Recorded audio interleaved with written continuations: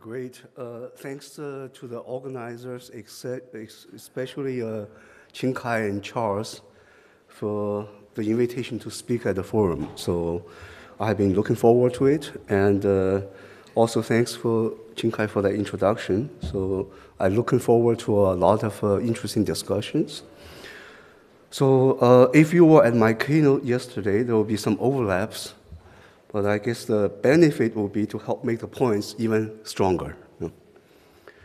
So there is no doubt that software is important and impactful, and we are fortunate to be in computer science and to focus on software-related research and technologies. So let's ponder and reflect together how to build a much better software tomorrow. And so let's reflect on the past and try to imagine the future. So I showed this figure yesterday as well. So in general, most good research and development is very similar to build taller and taller buildings. So that is incremental but solid work by adding bricks. But can this really help us get to the moon? So today, the move for us is that much better software tomorrow. In research, like in life, we tend to follow trends and hypes, but trends and hypes come and go. So then, how do we try to get to our moon? So I show this as well. So let's, again, try to think different. To begin, I'll start to ask, again, the same question I tend to ask all of us. So as any discipline, I think would be very beneficial for us to try to know its core mission. So let's start again with this question. What is the key mission for us in computer science? And again, each of us may have different answers. To me, the answer is to help people turn their creative ideas into working systems. And we want to do that well with low cost. A few years ago, at FSC 2018, I guess because this session title is software engineering, so I want to put my hat as a software engineering person at the moment. We spoke about this magic ball, and that's before ChatGPT came out in 2022, so I want to make it very clear. So we spoke that magic ball in 2018. And we speak to the magic ball about our ideas, and the magic ball is going to produce the working software for us. And software science is about building that magic ball. So now let's reflect and imagine about building software to see how we are doing as a community. So when building software, we have these few typical stages.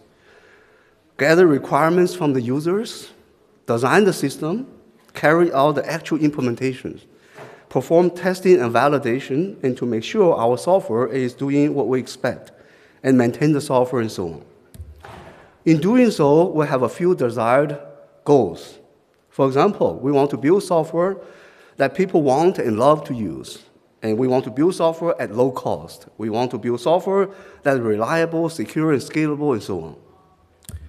And again, I argue that software research development is central to this key mission. And as a community, we have made a lot of exciting progress over the past decades, including industry and academia. The large community, I will include that broadly, including the core areas of programming languages, because now we have Splash, compilers, software engineering, formal verification, and so on. So we should be proud of the significant achievements and should celebrate. As we know, the term word for us as computer scientists is the Nobel Prize. The slide gives a partial list of the winners up to 2010. I got lazy, did not add the recent ones. If we look deeper, the general software area has the most number of winners, accounting for about 30 to 40%. Including programming languages, compilers, formal verification, software engineering. Thus, it also shows the fundamental and practical impact of our general area. The progress can be shown in a number of important critical dimensions, by looking at the current practices. We have better programming methodologies and processes. For example, procedure abstraction and data abstraction, structured programming, OOP, and so on. Process like Agile, DevOps, and TDD, test-driven development, and so on. We also have had better programming languages and frameworks. They allowed us to express our ideas much more conveniently, and gradually also in more disciplined manners, and like imposing strong typing disciplines, like what Professor Feng just said. We also have sophisticated, feature-rich development environments and IDEs, tools. Now we can add and should add to this list large language models and so on. So, a whole lot of progress and accomplishments. Let's reflect how well we are doing. Close to 60 years ago, the 1968 NATO Conference on Software Engineering was held, which many of the then future Turing Award winners participated. At the conference, the term software engineering was coined. At the same conference, these earlier pioneers of us also saw the difficulty with building software and saw the software crisis. As it is well known, building good software is hard, and it is often argued that building software is the most difficult and complex human endeavor, and I believe most of us here would agree. Since then, the community has made a lot of progress, but I would also argue that the things haven't really changed fundamentally. And we seem still far away from building usable and bug-free software. No matter what our favorite development environments may be, for some of us, old folks, maybe Vim, VI, Vim, or Emacs. Younger ones, maybe Eclipse in the past, Xcode, or Visual Studio, and so on. When we think of building software, such a picture will typically come to mind. Although a lot of things are much better now, the overall process still feels very much the same. I also showed this figure yesterday. So this figure shows new and accumulative publicly disclosed vulnerabilities from 1988 to 2020 over a more than 30-year span. So again, there are certainly many ways to read this figure, but there shouldn't be a big debate that there is no clear sign that our software is becoming more reliable and secure. So then, what can we do to achieve these goals? So toward these goals, I believe, again, our high-level key mission of our general field should be advance and reimagine the science and practice of software construction. Again, science, because we're computer scientists. We want to do science. Science to cure our scientific curiosities. Practice, because we want to have significant real impact as well. Here are the important facets of building software. How reliable is the software? How performant is the software? The time and cost of building software. Along these three dimensions, I'll argue that we should have some fundamental long-term dreams. For me, in fact, there are 4 dreams which are structured according to this figure. Dream number 1 for reliability, number 2 for performance, number 3 and 4 for productivity. In this talk today, I'll focus on dream number 1. How do we build that perfectly reliable software? In the 1960s, the pioneers of our field coined the term, not only software engineering, but the software crisis. Now, we still face the software crisis, even more so as software has gotten much more complex, and we depend on software much, much more. So the core problem, I believe, is what I call the specification crisis that prevented us from adopting many of our great techniques and technologies. In particular, the key question that we will need to find answers to is the system doing what it's supposed to do? For example, is the result of an expensive computation what we expect? So in general, given a software system P, we want to know whether the property phi holds or not. But where do we get this information? That is, the property phi is the challenge. In fact, I argue it is the single greatest challenge we face for building reliable software. Software isn't specified, either infeasible or impossible, which makes most of our techniques, such as verification and testing, not widely, especially formal methods in verification, not widely applicable. For example, how would one go about specifying, say, the Chrome browser, Google Translate, or computer vision software for object detection? So our perspective for tackling the software crisis is we should tackle the specification crisis head-on.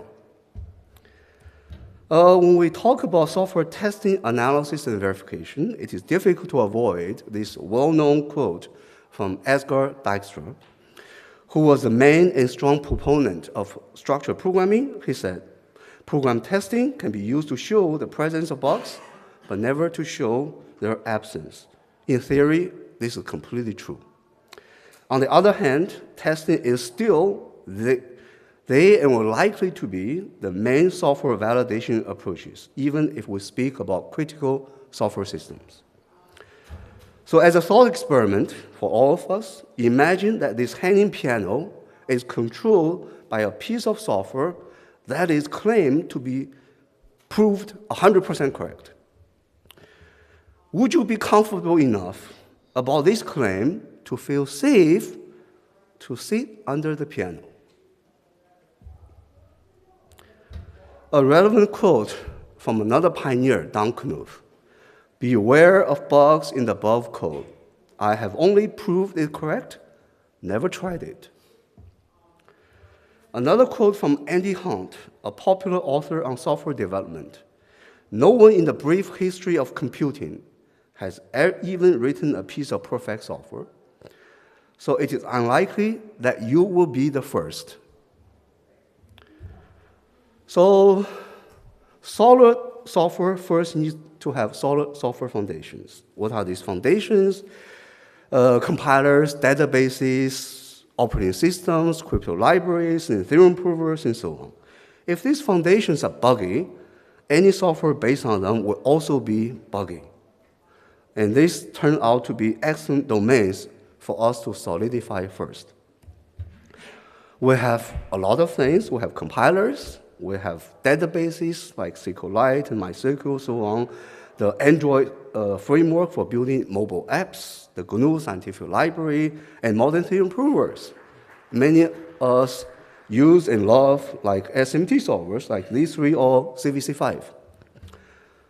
So I guess I'm happy to note my group's work over the past years also, and effort, and together with our many collaborators, and I think probably some are here in the audience today, have made all these critical foundations a lot more reliable.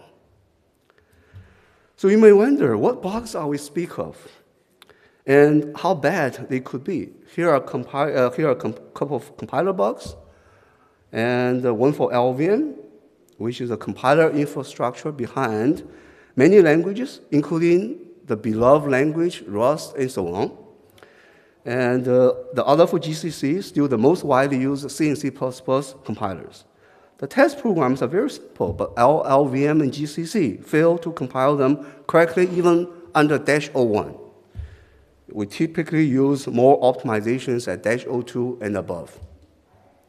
So this one is a bug for SQLite, the database with the most number of installations in the billions, running on pretty much all our phones and so on. Okay. So the final one is a bug in modern theorem provers, Z3, and which powers a lot of tools such as program verifiers. So Z3 thinks that it's true, that every integer is even. So the perhaps very sad fact is, when we closely examine any piece of software, bugs like these ones are very, very common. So next, I'll discuss a few concrete cases of critical software foundations to help illustrate the importance and some key advances to tackling the specification crisis. And we discuss these critical software foundations. Next, let's focus on modern production compilers. Oh, excuse me, because I guess if you were at my kernel, there will be some, I guess I will repeat some of the stuff. So here's a concrete bug. Again, in Clan LVM, we briefly mentioned. So these are the type of bugs we want to find. Production compilers are very complex, and so let's see how we may be able to make a breakthrough to test such complex systems. So let's focus on the notion of program equivalence. So here's a classical standard notion. Two programs P and Q are equivalent if they yield the same result on all possible inputs. So all makes sense, but for all quantifier makes things very difficult, as typical is the case for us. So our insight is based on a very simple but surprisingly difficult insight to obtain. Why don't we try to relax the program equivalence, not with respect to all possible inputs, but only with respect to a particular input I? And so as highlighted here, now we completely remove the quantifier. We solve the big open problems in computer science. We don't need to worry about universal quantifiers. So it may not be super clear yet, but this insight and simple relaxation led to a series of very powerful techniques to validate compilers and other large-scale critical software systems, and inspired also successful commercialization. Quote Paul Erdos, really feels to be the idea or solution from the book, at least to me. So let's consider the example. It's a simple C program. We have a struct tiny with a few character fields. So it does a bunch of things. I don't want to repeat too much. So this program, just very simple program, is totally valid and should execute normally. And when we compile it using clan at -0, everything works correctly as expected. However, when we compile this at -01, the produced executable aborts with a core dump. Thus, we have a serious compiler bug, which is called a miscompilation or wrong code bug in compilers. And this bug turned out to be quite tricky to fix and took the developers a couple months to be able to figure out the root cause and fix the bug. So now let's see how the relaxed definition of program equivalence, EMI, provides a powerful suite of techniques to help us to find this bug, like the one we saw here. So what we do is we assume that we're given a program P and also input I for P. We profile the execution of P over the input I, and we mark those statements, execute statements as green and those not executed as red. And then we record the output O. So then we can mutate the program by keeping the execute statements unchanged, but mutating the unexecuted or dead statements. By doing a lot of mutations, we can delete something, inject something, or both. The only requirement is that the mutated program should still compile. And what interesting properties, you may wonder, do these mutated programs have? As a matter of fact, they are all equivalent to the original program P with respect to the given input I by construction. So this should be quite clear. And as we did not change any of the executed statements. So now we can use a mutated program to help us find compiler bugs. If we produce a mutated program P prime, and the output of P prime on the same input I is different from the original output O, we have found a bug. And this is guaranteed. We don't produce any false positives. Now let's see, how did we find this bug in clan that we saw earlier? So here is the original program P, which does not take any input. That is, it is a closed program. And for this program, clan behaves correctly both under -0 and -01. So the original program did not trigger the bug. We profile the execution of P, for example, using a coverage analysis tool like GCOV, and we notice all the abort statements are not executed. That is, they are dead. Then it's possible to produce a mutated program with some of the abort statements deleted, like this one shown on the slide here.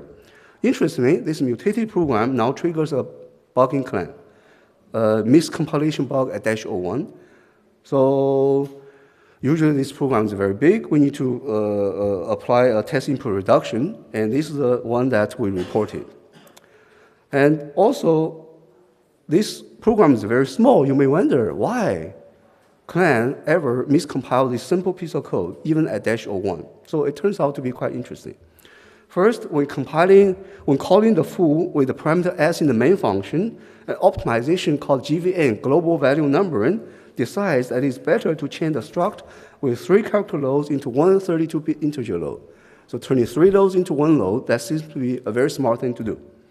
However, another pass, notice that the 32-bit integer loads raise past the struct's end, because the struct has only 24 bits. So therefore, the compiler decides by mistake that the code has undefined behavior, although the original code does not have any undefined behaviors. Once the compiler decides correctly or by mistake that a piece of code has undefined behaviors, it is free to do anything to the code. In this case, the compiler decides I want to remove the 3 initializations. Okay, again, recall that in C and C++, local variables are not initialized, so they contain random values. Thus, in this case, it's possible for the C or E field to not contain the value 1 and trigger the abort.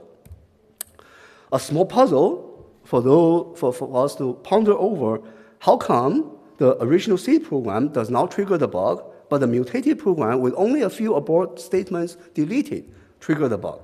And this turns out to be quite tricky. And I'll be mean and keep the suspense and not provide any answers here. So EMI has led to a suite of effective techniques which have helped find a large number of critical bugs in both GCC and Clan LVM and a suite of other compilers. And we have made GCC and LVM over the years a lot more reliable. And I hope all of you who are using GCC LVM are also benefiting from our effort as well. And the effort is also continuing. So our perspective for tackling the software crisis is tackling the specification crisis head-on. Here, EMI provides a general method for tackling this crisis by systematically, in a simple and general manner, constructing mutated programs with known expected behavior. So again, the same figure. And now let's focus a little bit on database engines. I will not talk about, as you'll be hearing from Manuel Rieger in the afternoon. And Manuel is probably in the audience. So we move on to let's focus on theorem provers, especially modern SMT solvers. Let's recall the bug in Z3, the most popular SMT solver that we refer to, and our goal is to effectively uncover such bugs in Z3 and other SMT solvers. So let's start with a very brief introduction of SMT problem. Given the first order logic formula phi, for example, x greater than 0 and x less than 0, the SMT problem to answer whether we could find the assignment for the variables in the formulas that make the formula true. If we find such assignment, the formula is satisfiable. For this formula, since we cannot find such assignment for x that makes it true, the formula is unsatisfiable, unset. But if we change the last 0 to 1, and the new formula is satisfiable. So since x equal to 0.5 is a satisfying assignment, so that's trivial. For example, for this satisfiable formula, an SMT solver's report set. In fact, many software testing, analysis, and verification-related techniques depend on SMT solvers. For example, symbolic execution, which is a classical and powerful technique for systematically testing software, and software-aided programming, which is a very interesting way of programming model that integrates SMT solvers into a programming language. And program verification, of course, which we're all familiar with, and static program analysis, and program synthesis, and so on. However, for a given SMT formula, if SMT solver incorrectly reports unset, there will be a critical soundness bug in the SMT solver. So since many applications depend on SMT solvers, if there are some critical soundness bugs in SMT solvers, all the client applications will just fall down. Right? So it is critical to make SMT solvers much more reliable. So two of the most mature, widely used SMT solvers, Z3 and CVC5, used to be CVC4, and we have built a suite of techniques to test and validate such solvers for soundness and also robustness. Here's an example bug in Z3. So Z3 is the main developer. I guess thanks for the report, and they fixed the bug quickly. And Z3 is main developer also fixed this bug promptly. So I think not problem. So this one, CVC's developers fix this bug and also label this as major, and which clearly shows the bug's importance. And again, it's one of the CVC5 developers commented that it's another excellent find. Thanks a lot. So a core technique that we developed to test SMT solvers is called semantic fusion, which tackles the test oracle problem, or the specification crisis in general. Essentially, it is designed to generate a large number of test cases with known satisfiability. The core idea of semantic fusion, which I'm not going into details here, is to combine the structures of two seed formulas into a new formula. And make the connection between the two sub-formulas interesting while preserving satisfiability. Okay, so in the umbrella project we call it yin-yang, we have developed several highly effective techniques. And our extensive effort has led to a large number of bugs in the two most popular SMT solvers. Hundreds of them were critical soundness issues. So as we mentioned, bugs in the SMT solvers render all tools that depend on them buggy and useless. So the research and substantial effort have made the two most mature and widely used solvers, C3 and CVC4, CVC5, much more reliable and robust. It has been viewed as a milestone line of work and effort. So our perspective for tackling the software crisis is tackle the specification crisis head-on. In this particular setting, it's again a successful, effective demonstration of how fruitful and impactful it is to focus on the specification crisis. Other notable and related efforts with many team and collaborators, program verifiers like Daphne and CPA checker, type checkers for JVM languages, Groovy, Scala, and Kotlin, Java virtual machine, JIT compilers, and so on, Linux in particular, eBPF verifier, and at the application level, and such as mobile apps, Android apps. So we have discussed that through a sharp focus on specification crisis, we solidified the critical foundation substantially, make them much more reliable. So to tackle the specification crisis, we also need new methodologies. So we have also made some interesting progress in this direction. In particular, we have introduced at Splash a few years ago this notion called intramorphic testing as a general white box methodology to tackle the test oracle problem. So the idea is to change a given program or system in a way, in a controlled manner, that the output behavior for the system input can be known. So it complements other general methodologies for testing, such as differential testing, metamorphic testing. More effort here would be definitely be needed. Okay, so let's bring back the key issue, the specification crisis. Hope that the community, besides refining testing, analysis, and verification techniques, can devote much more attention to this problem, including concepts, methodologies, techniques, processes, and so on. So the dream is, how do we build that ultimate software bug detector that helps find and eradicate deep critical bugs in any software fully automatically? So we are actively marching toward this goal in the years to come. It is an extremely tough challenge, and it is at the heart of the specification crisis. So the key is the specifications and to tackle the specification crisis. So underneath, there is a deep, interesting challenge of how to find the right balance for humans and machines to collaborate. So before I end, I want to mention some line of thoughts that collaboration with my former student, Dominic Winter, taking one further step back. The specification crisis is one pillar of what we call formal methods engineering, FME, coined by Dominic Winter, now a faculty at the University of Manchester in the UK.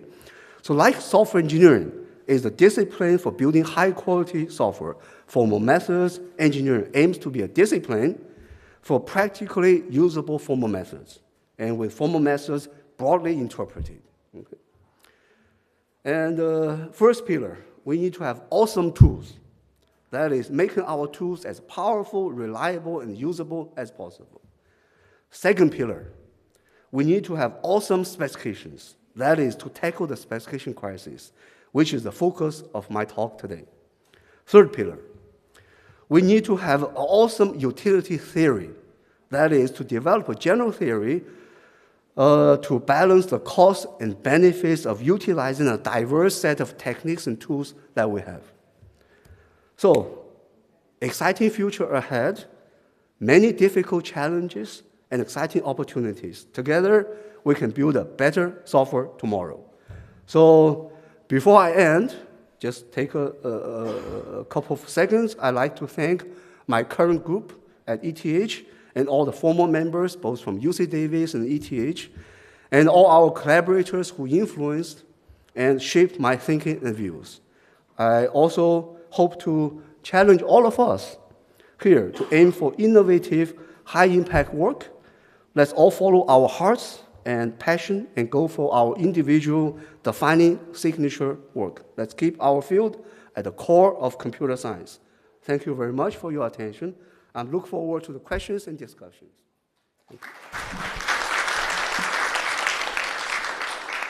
Thank Professor Su for the very great talk. Because of time limit, we may now one questions. Where is 5? Where is 5? I probably missed your point. I mean, so you have a very nice slide. You should, so the specification crisis that we don't have 5. Yeah. I learned some very nice testing ideas here. Yeah. But still, where is the 5? I probably missed the point. I guess in your talk, you give some partial solutions, right? You force the developers to write more type annotations. That's one kind of 5. But in general, of course, here is I highlight this, general challenge for the community, the specification crisis, right? So we can have lightweight specifications, like type annotations. And of course, in general, there are many ways that we can approach this problem. I think the general way to look at this is we should do a lot of work and try to entice developers to put kind of like more of their thoughts into their programs. But we have to show them clear benefits. I think that's important, right? And but I think the main message of the talk is we should not only focus on building better tools, right? Building better static analysis, building better like formal verification tools, or even testing tools. And we should think about the specification crisis, right? So imagine 50 years from now we have probably better and better tools. And still we're having this assumption that the developers are willing to annotate their programs. I think that may be an assumption. If we don't focus more on the specification crisis, I think our tools may still not be very usable. We still may stand on very loose sand, not on stones, but on loose sand. I think that's my main message. We should focus on the specification crisis. Does that mean that as a community, we should try to solve that problem. So testing is a good approach to live without addressing the specific crisis in the sense that we don't need a 5. Or is this a message you want to? No. Within testing, the problem is called the test oracle problem, right? That is, you run the program on the input, you get some results, you have no idea whether the result is right or wrong. But also this goes far away over the whole spectrum of what I call formal methods, even includes systematic testing, and the other side going to automated verification and to manual verification as well. So at the end is we just think consciously about how do we try to convince developers to write down specifications from lightweight, perhaps even gradually. Once they see the benefits, they'll be more willing to write down more and more specifications. But I think we have to convince them. We cannot just make an assumption, right? In the future, people are going to write down the specifications fully. Yeah. And also in some domains, it's even impossible to imagine how to think about writing down specifications, right? And I think we should also try to come up with methodologies and concepts to help us to think about such things.